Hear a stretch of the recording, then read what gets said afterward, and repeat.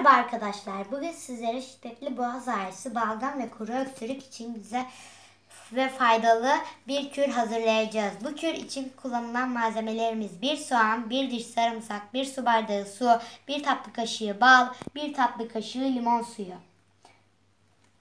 Şimdi kürümüzü yapmaya başlıyoruz.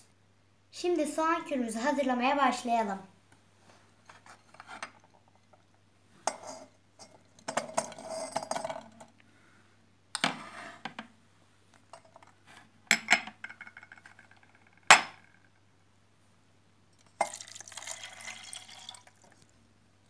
Ve şimdi bunu ocakta 10 dakika kadar haşlayacağız.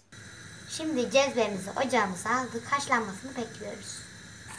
Ve arkadaşlar gördüğünüz gibi soğan ve sarımsaklarımız haşlandı. Ve altını kapatıyoruz. İlk sıcağının çıkmasını bekliyoruz. Şimdi balı ve limonu kürümüze ekliyoruz.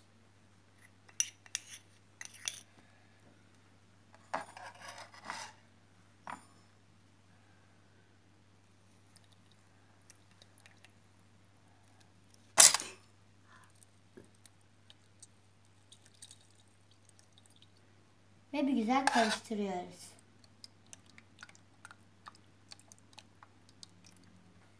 Ve şimdi kürümüzü süzdürüyoruz.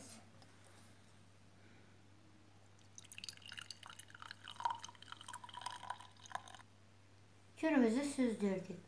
Boğaz ağrıları, boğaz yanmaları, kuru öksürük, balgamlar gibi şikayetlerimiz varsa bu soğan kürünü mutlaka deneyin. Yemekten önce tüketebilirsiniz. Bugünkü videom bu kadardı. Bir dahaki videomda görüşmek üzere. Bay bay.